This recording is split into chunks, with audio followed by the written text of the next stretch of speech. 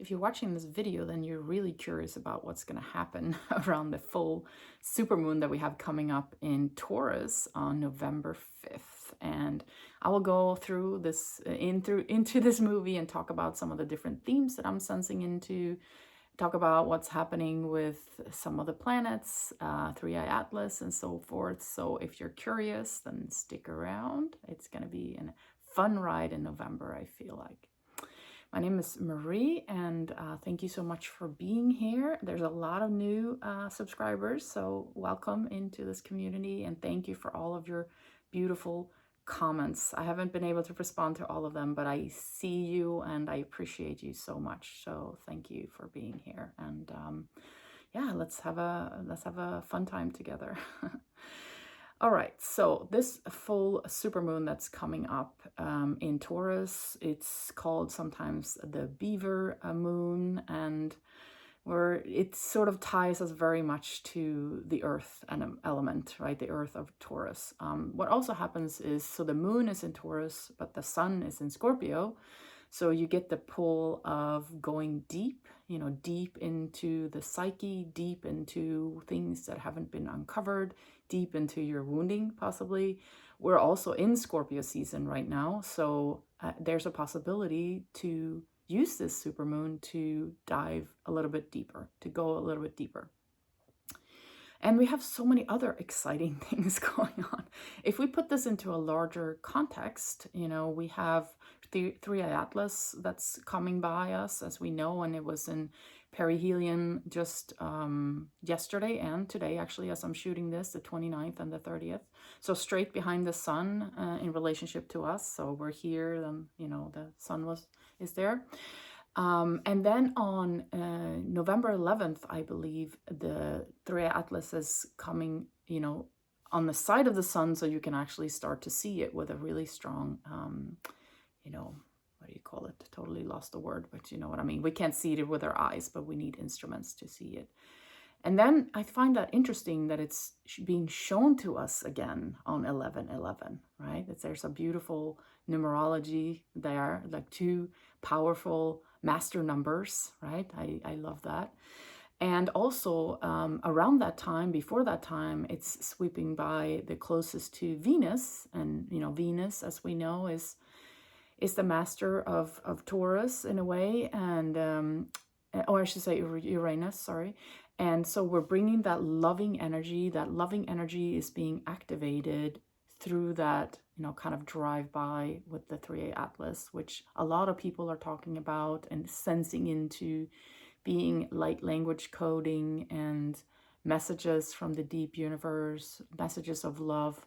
Ignition point, Pam Gregory, which I love, speaks about it being our catalyst, the things that it comes in and it kind of opens things and it'll allow things to open for you and for everyone else, so that we get away from this kind of day-to-day incremental upgrade into like superpower, right? So that's really exciting as well.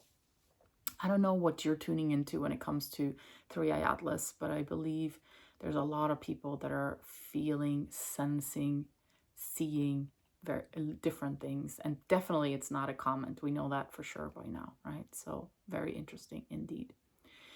So what can we talk about? Okay, so let's go back to the Beaver energy, because I really love that. And I did another movie where I spoke about this a little bit. I want to touch upon it here too. So what this season, in my opinion, is asking you to do, because we have 3 planets that are going retrograde into the signs that they were in before for a couple months.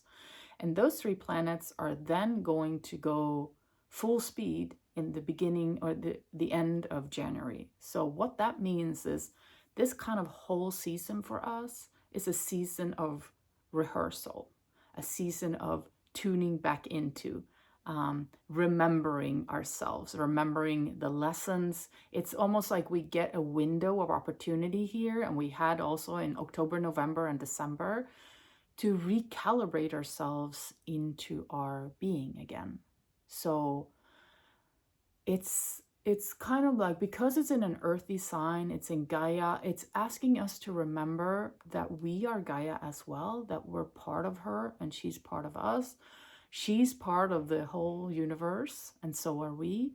So tuning back into that expression of ourselves that is deep, that is, how, except for words, how can I express myself? Like, we're so used to listening to words, right? How can I express myself differently? Can it be sounds? Can it be drumming? Can it be light language?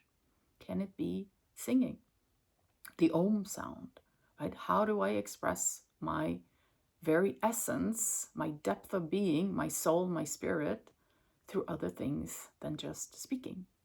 So tune into that in this season and figure out how you are able to tune into both Gaia and yourself in this rehearsal period, so that then you can come out in the beginning of 2026 in the energy of manifestation, in the energy of creating, building something physically new, not coming from a space of our analytical mind where we're constantly thinking and how should I do this, and it's overthinking and it's over processing, but instead from a place of remembrance that you've now practiced over several months, where you tune back into your intuition, you tune back into you book stillness meetings with yourself to tune back into what is it that, where am I coming from?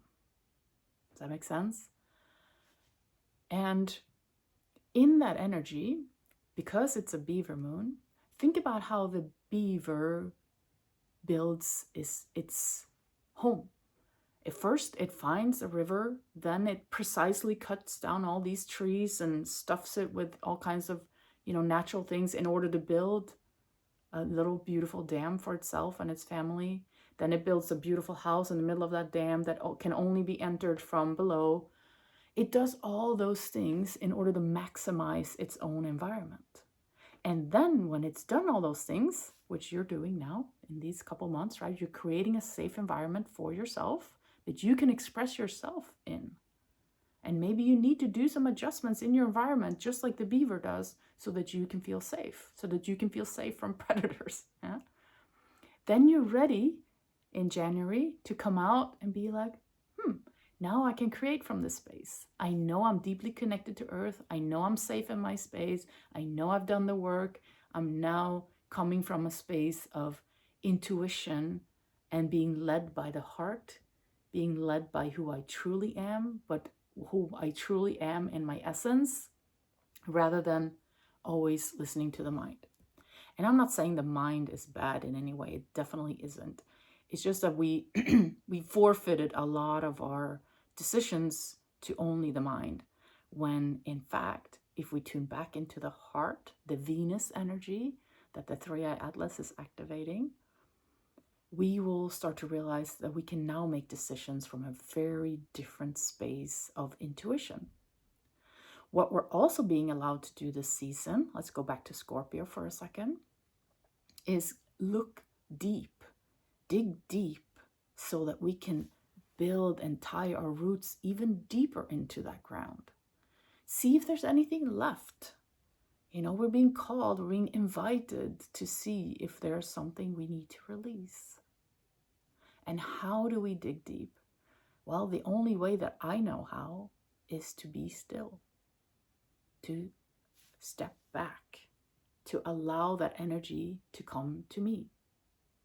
So I think there's a big invitation as well right now to see if you can allow yourselves more space to integrate, more space to dig deep, more space to allow things to settle down and slow down a little bit in your system, so that you can then see what's left for me to look at. Is there any woundings that I still haven't touched? Anything that I haven't dealt with properly? And from that gift of dealing with it in this Scorpio season, building your safe space around you, like the beaver. Maybe it's just a meditation space. Maybe it's an altar. Maybe it's, somewhere in nature where you feel like I can sit down here and I can be still here for 10 minutes, feeling safe. You can drop all of the concerns and troubles that you have next to you. It'll be there for you when you come back. You can pick it up again if you want to, if you feel like, okay, this is troubling me. But for that moment in time where you're booking a stillness meeting with yourself to integrate all the things that you want to deal with at this moment in time, and new things that you don't know. Maybe there's things that wants your attention at this very moment. And spend that time. Spend that time just being with you. And I can't emphasize this enough, because as we're getting all this new information, light codes from the sun, from the 3 Atlas, from Mother Gaia, and from yourself, because remember, you're made out of light too. You're also light codes. Listen to your body, listen to yourself, tune into things around you, and see if in this season you can allow yourself to remember who you are. You can allow yourself to tune back into all of your superpowers, into how you truly want to express yourself, how you will come out new. And I don't want to say new, it's actually the wrong word. A reintegrated version of you, where you are going deeper than you've ever gone before in your lifetime. And you are now then coming out after these months of rehearsal, of integration, into a place where you and we and Earth can create a new place to be in 2026. So I feel like this full moon, definitely give yourself space to do that. You can set intentions, you can do all kinds of things too, but just remember to create stillness for yourself, create safety, create a space where you can be you. Okay? All right. That was it for today. I hope you enjoyed it. I'm wishing you a beautiful day. Namaste.